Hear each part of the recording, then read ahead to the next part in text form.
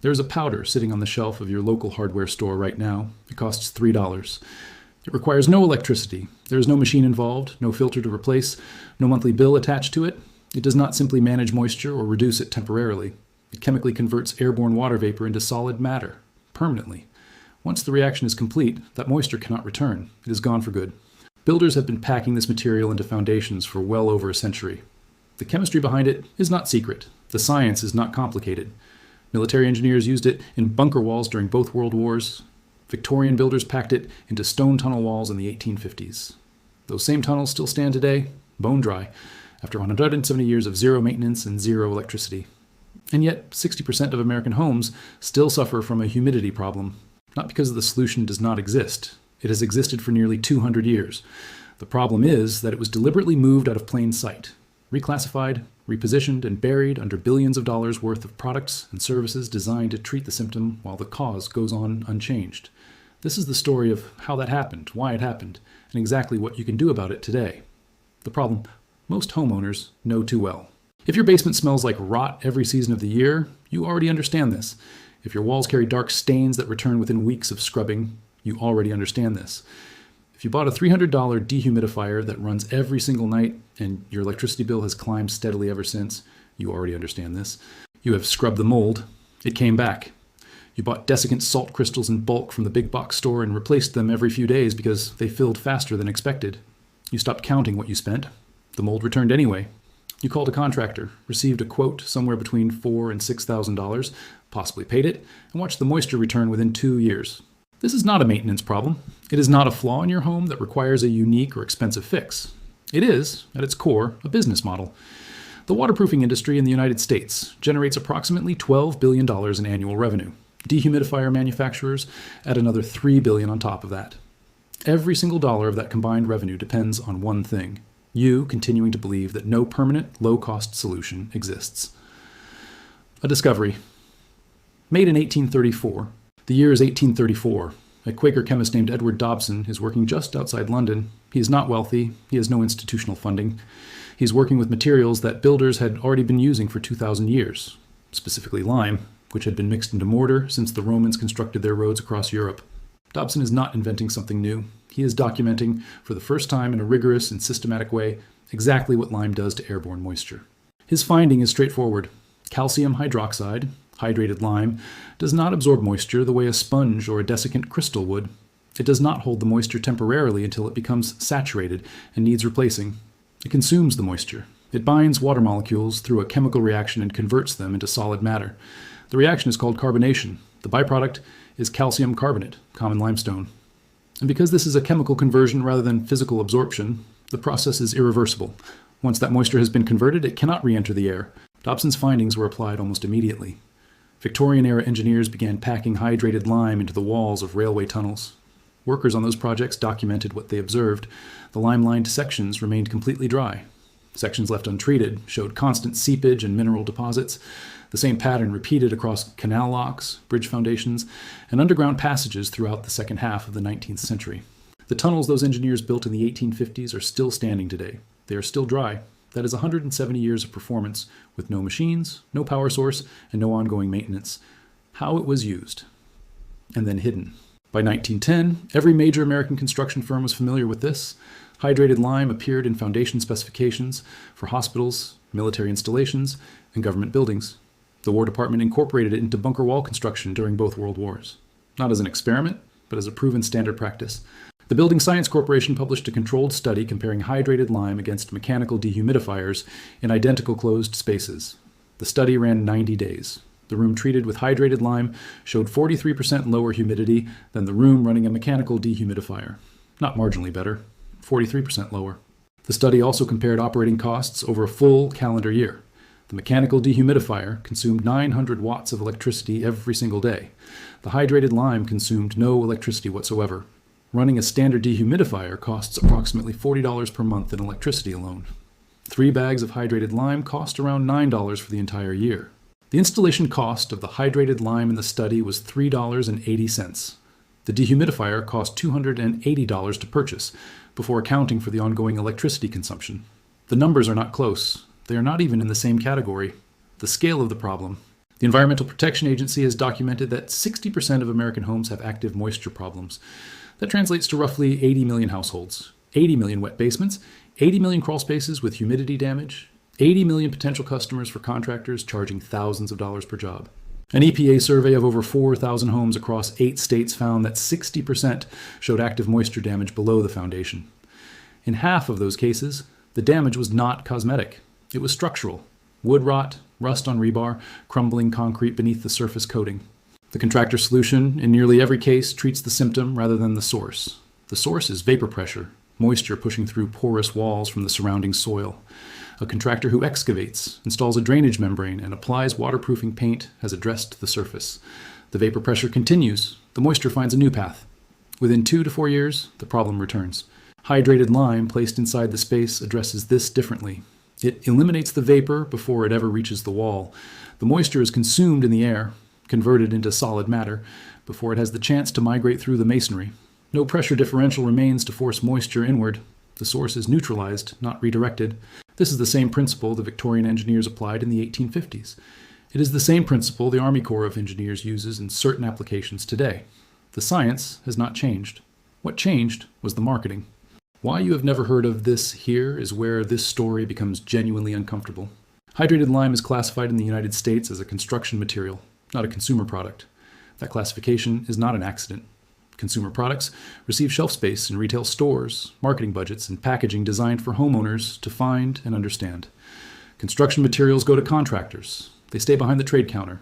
They remain invisible to the homeowner standing in the waterproofing aisle, staring at a $100 spray bottle and a $30 bag of desiccant crystals. You will not find hydrated lime in the waterproofing section of a hardware store. You will not find it near the dehumidifiers or the mold remediation products. To find it, you have to walk to the masonry section and ask someone at the back counter by name. That placement is not random. It was the result of decisions made by industry committees with direct financial interest in the outcome. The International Code Council writes the residential building codes applied across all 50 states. It is a private nonprofit organization. Its voting membership includes the Portland Cement Association, the American Chemistry Council, USG Corporation, and CertainTeed, 2 companies with hundreds of millions of dollars in annual waterproofing product revenue. The National Association of Home Builders also holds a vote. These are organizations with a direct financial stake in determining which solutions appear on the approved list and which ones get classified as professional use only. What gets classified as professional use only stays out of the consumer aisle. What stays out of the consumer aisle stays unknown to the homeowner who will otherwise spend $5,000 on a contractor visit.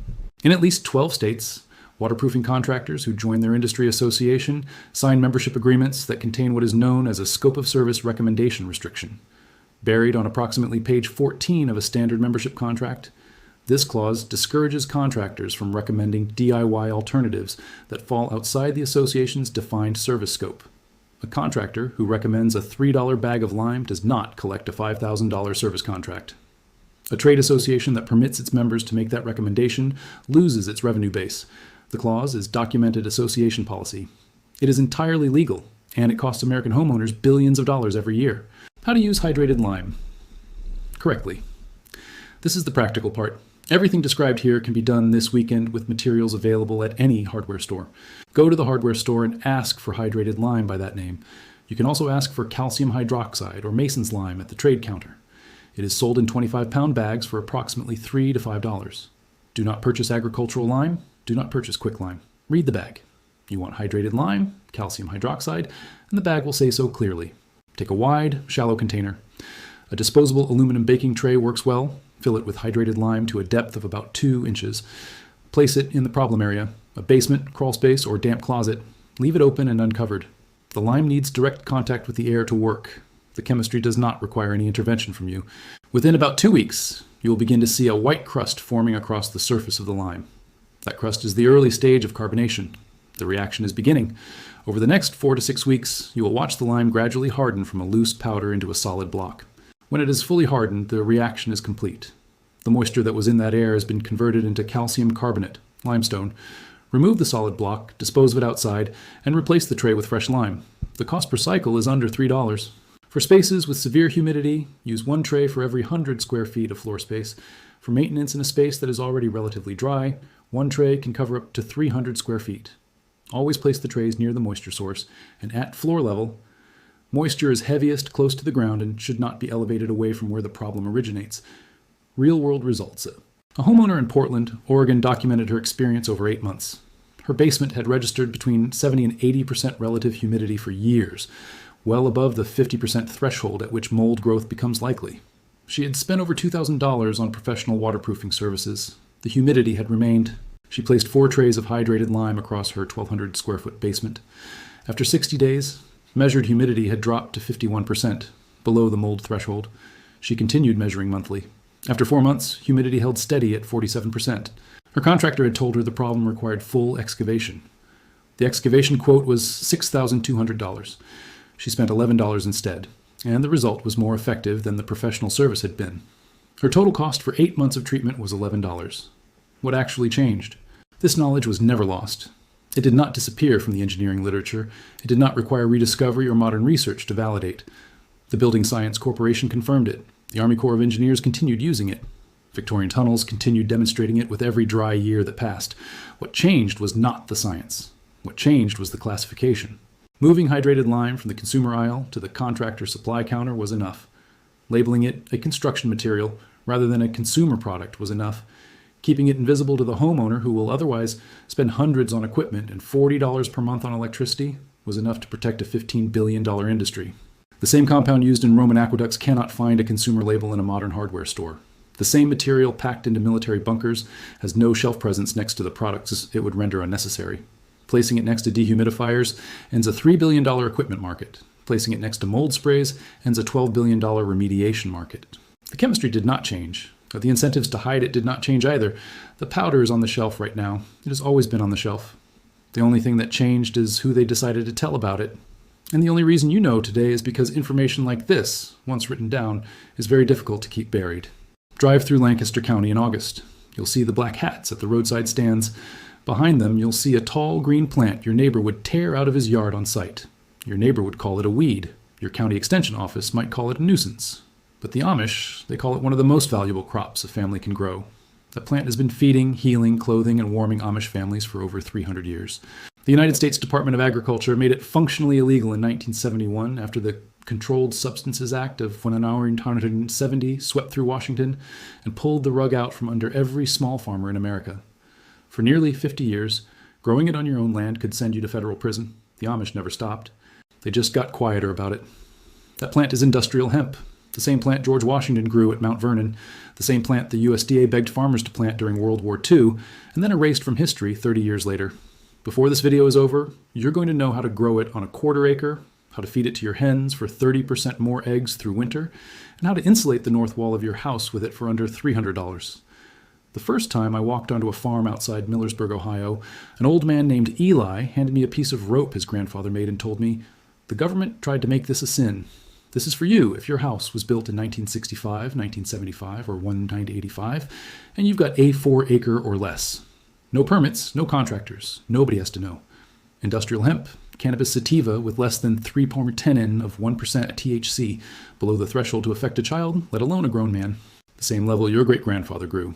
And yet for almost half a century, the federal government treated it the same as heroin. Schedule 1, the most dangerous classification on the books. A plant that George Washington personally grew at Mount Vernon. A plant that Thomas Jefferson called one of the most necessary crops in the country. A plant that, in 1619, King James I ordered the colonists at Jamestown to grow 100 plants per landowner because England could not function without it. Now, I want you to picture something. In 1942, with the country at war and the Japanese cutting off the supply of Manila hemp from the Philippines, the very same USDA that would later criminalize this plant produced a 14-minute film. It was called Hemp for Victory. They sent it to every county agriculture office in America. They begged farmers to grow 400,000 acres of it by 1945. They handed out tax stamps, free seed, and patriotic posters. American farmers stepped up, planted the fields, and saved the war effort. Then, less than 30 years later in 1970, Richard Nixon signed the Controlled Substances Act. And by 1971, the USDA had quietly destroyed almost every copy of Hemp for Victory in its archives. They denied the film had ever existed. They denied it on the record. It was only in 1989, when 2 researchers found surviving prints at the Library of Congress and the National Archives, that the USDA was finally forced to admit they had produced it. They had erased their own history because the truth was inconvenient. The Amish never threw their knowledge away. In Lancaster County, in Holmes County, in the smaller settlements out in Indiana and Wisconsin, the knowledge passed straight down. How to plant it in late May after the soil hits 60 degrees. How to space the seeds 4 inches apart for fiber, 18 inches apart for seed. How to harvest it before the first frost. How to read it in the field by laying the stalks down and letting the dew and the microbes separate the base fiber from the woody core. How to break it, scotch it, hackle it, and spin it into rope that does not rot in salt water. The last commercial hemp crop in the United States was grown in Wisconsin in 1957. After that, the silence settled in, and the only people who kept growing small patches were the Amish, the Mennonites, and a few stubborn old farmers who had learned the work from their fathers. Everyone else forgot. That forgetting was not an accident. Here is what most people do not know about why this happened. In 1937, a man named Harry Anslinger pushed through the Marijuana Tax Act. Anslinger ran the Federal Bureau of Narcotics, and with Prohibition just ended, his bureau needed a new enemy to justify its budget. But he had help. That same year, Popular Mechanics called hemp the new billion-dollar crop because a new machine could process hemp fiber as cheaply as wood pulp. That threatened the timber industry, the synthetic fiber industry, and the petrochemical industry. They bankrolled the scare campaign, funded the newspapers, paid for the films that showed teenagers going insane after one puff, and leaned on Anslinger to write the regulations. The Tax Act did not technically outlaw hemp. It just made the stamps impossible to get, and any farmer caught without one faced criminal charges. The 1970 Controlled Substances Act finished the job. The Amish were unaffected by all of this in one critical way. They did not grow it for sale. They grew it for the household, rope for the harness, cloth for the work pants, oil from the seed for the lamps and for cooking, seed cake for the dairy cows, which produces milk so rich the cream rises in 2 hours instead of overnight.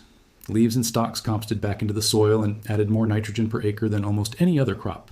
They were not breaking the law in any way that mattered to a federal agent looking for traffickers because there was nothing to traffic. The plant they grew had no drug value at all. Now, if you already own a house and you're thinking this only applies to people building from scratch, stay with me because this next part is specifically for you. I'm going to walk you through 3 uses for industrial hemp that you can apply to a home built in 1965, 1975, or 1985 without permits, without contractors, and without anyone knowing.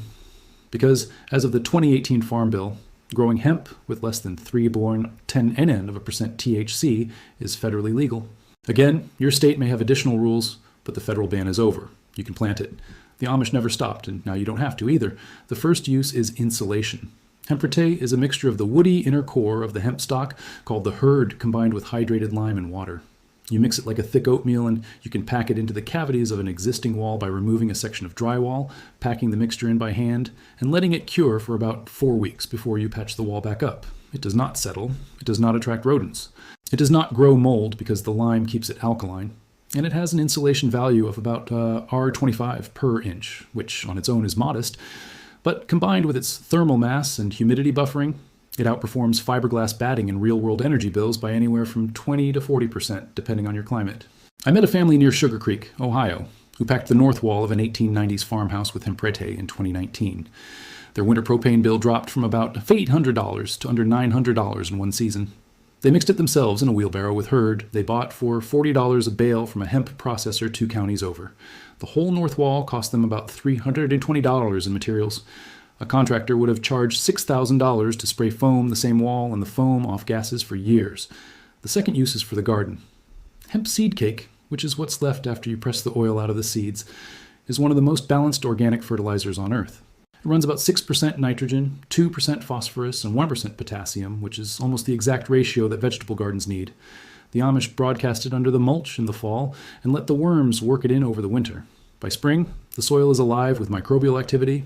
You can buy hemp seed cake online for about $30 per $50 low beat bag, and that bag will fertilize 1,000 square FT of garden for a full season. Compared to synthetic fertilizer, you're spending the same money but feeding the soil instead of poisoning it.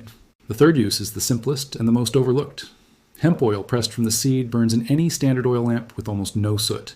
The Amish use it for indoor lighting because it does not blacken the chimney glass the way kerosene does, and it does not give off the toxic fumes that paraffin produces.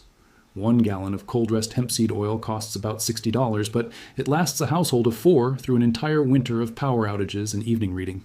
If you've been buying lamp oil at the hardware store, you've been paying for refined petroleum that gives your wife a headache. The Amish figured this out 2 centuries ago. But here is where the story gets darker and where I have to tell you something the USDA does not want sitting in plain view. While they were busy making hemp illegal in 1971, they were also taking delivery of a chemical stockpile from the Department of Defense. The chemical was Agent Orange. It had been used in Vietnam to defoliate the jungle. And after Nixon signed the Paris Peace Accords on the 27th of January 1973, the leftover supply was sitting at Kelly Air Force Base in Texas. The DoD did not want to pay to dispose of it, so they handed it over to the USDA Forest Service, who used it through the 1970s to spray the brush and broadleaf weeds across the clear-cut forests of the western United States. The same agency that had just told American farmers they could no longer grow a plant that had clothed and fed this country for 350 years was now spraying dioxin-contaminated herbicide on public lands. The dioxin in those later batches of Agent Orange was significantly higher than the dioxin in the wartime batches because the manufacturing process had been sped up by raising the temperature in the reactors. The USDA knew, the DoD knew. A 2021 PBS Independent Lens documentary called People vs. Agent Orange laid out the paper trail in detail. The same Forest Service workers who sprayed it developed the same cancers that Vietnam veterans got. Their children developed the same birth defects. And the plant the USDA had just outlawed, the plant that the Amish were still quietly growing in their backlots, would have replaced almost every product those herbicides were being used to defend. Hemp pulp can replace wood pulp for paper, which removes the need to spray clear-cut forests. Hemp fiber can replace cotton, which is the most pesticide-intensive crop on Earth. Hemp seed oil can replace petroleum-based plastics for many household uses. Every one of those substitutions would have shrunk the chemical industry. None of them happened because the plant was illegal. The Amish kept growing it. Not in big fields, just in the back garden behind the corn where nobody driving by would notice. They grew enough for the household. They saved the seed every year, hand-selected from the strongest plants, and they kept genetic lines alive that the USDA seed banks had let go extinct. When the 2018 Farm Bill finally re-legalized industrial hemp, a few researchers from Cornell and Penn State went looking for old American hemp genetics, and they found them in Amish seed collections in Lancaster County. The plants that fed the Jamestown colony in 1619 were still being grown in 2018 by families who had never stopped. That is the kind of stubbornness that saves a civilization. Most of us, if we'd been told for 50 years that something was a felony, would have given it up. The Amish did not give it up because they did not take their orders from Washington.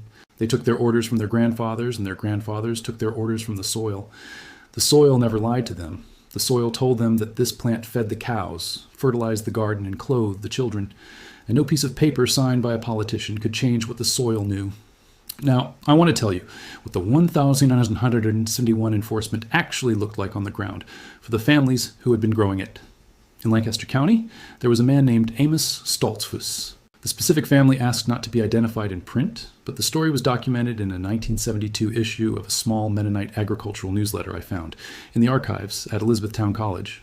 Amos had a 4-acre plot of fiber hemp his father had planted in 1948 that he had been reseeding from saved seed every spring for 22 years.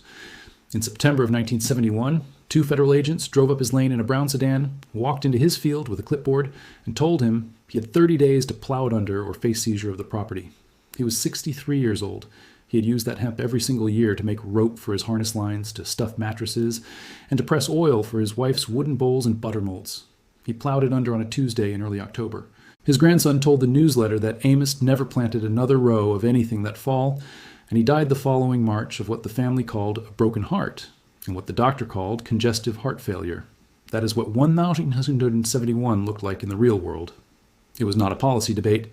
It was old men watching federal agents walk through fields their grandfathers cleared with oxen and being told that the plant they had been growing since before the Civil War was now contraband. The hemp Amos grew tested at less than 3 or 10 N of 1% THC, the exact legal threshold under the 2018 Farm Bill, the law that finally, after 47 years, made it legal again. 47 years. A child born the year Amos plowed his field under was 53 years old before the law that took it from him was reversed. An entire working life passed in the gap. And here is the part that the Amish understood that the rest of us forgot. They never stopped. Not entirely.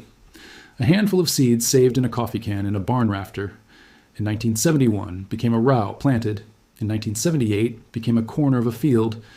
In 1985 became, by the time the law changed, a living genetic line that had never been interrupted. Researchers at Cornell University in 2019 tested feral hemp populations across Pennsylvania, Ohio, Indiana, and Wisconsin. And what they found was that the genetics in those Amistad-adjacent counties were not the wild ditchweed they expected. They were cultivated fiber and seed varieties intentionally selected with consistent low THC content and high seed yields. Someone had been keeping them alive. The paper published in the journal GRO Genes in May of 2020 used the phrase persistent agricultural genetics, which is academic language, for the plain fact that a community of farmers quietly refused to let a useful plant die. Now, I want to give you the secret finale. This is the thing I promised you at the start, the one specific technique I have not seen written down in any modern gardening book. And I only found it because I sat at a kitchen table in Holmes County with a woman named Mary Yoder, who was 83 years old, and who learned it from her mother. Her mother learned it from a hand-typed pamphlet that had been passed around the church district in the early 1940s during the Hemp for Victory campaign. Mary still had the pamphlet. The pages were brown, the ink was faded, but the instructions were clear. Here is the technique. You take a small handful of hemp seeds, about a tablespoon, and you soak them in clean water for 12 hours. You drain them and you place them in a shallow tray with a wet cotton cloth over the top. You keep the cloth wet for 3 days until the seeds sprout little white tails about A4 in long. Now, those sprouted seeds are not for planting. They are for feeding to your laying hens. Mary's mother discovered, and the 1943 pamphlet confirmed, that sprouted hemp seed, fed to chickens during the winter months, increases egg production by somewhere between 30 and 40% compared to standard feed. The reason is that the sprouting process activates enzymes in the seed that make the protein, the omega-3 fatty acids, and the trace minerals more bioavailable to the bird. The hens get a complete nutritional profile they cannot get from cracked corn or layer pellets. Their eggs come out with deep orange yolks. The shells are noticeably thicker, and the birds keep laying through January and February when most backyard flocks shut down. Mary said her family kept 12 hens, and they were eating fresh eggs all winter long while the neighbors were buying them at the store. The USDA never published this. The 1943 pamphlet was not a USDA document. It was produced by a Pennsylvania extension agent who worked closely with Amish and Mennonite farmers during the war. And after the war ended, his pamphlets disappeared from the official record. The technique survived because women like Mary's mother kept the paper and passed the knowledge along. You can do this yourself this weekend with a tablespoon of seeds and a kitchen towel. If you have backyard chickens, you will see the difference within 10 days. If you do not have chickens, the same sprouted seeds work in small quantities in oatmeal, in salads, or sprinkled on toast. And the omega-3 profile rivals fish oil at a fraction of the cost. 1 tablespoon of hemp seed costs about 15. 1 key teaspoon sprouted produces about 2 tablespoons of feed. A backyard flock of 6 hens fed this way through a single winter will produce conservatively an extra 140 eggs you would not otherwise have. At store prices, that is about $40 worth of eggs for less than $3 of seed. The math is not complicated. The Amish have been doing this math for 200 years. What you've just heard is something that was nearly erased from American memory. A plant that built this country, that fed the soldiers at Valley Forge with seed cake, that clothed the pioneers, that the Amish protected through 50 years of federal hostility, is finally legal again. And almost nobody knows what to do with it because the people who knew were forbidden to teach for half a century. You are not a criminal for wanting this knowledge back. You are a citizen recovering what was always yours. Eli told me the government tried to make this a sin. They didn't. The soil never agreed. If you are the kind of person who believes that real knowledge has been quietly pushed aside to protect someone else's profit, you already know what to do next. You plant a small patch in the corner of your yard next May. You buy a bale of hurd for your north wall. You soak a tablespoon of seed and you watch your hens lay through the winter. You become a little less dependent on the people who told you for 50 years that the plant your great-grandfather grew was a crime.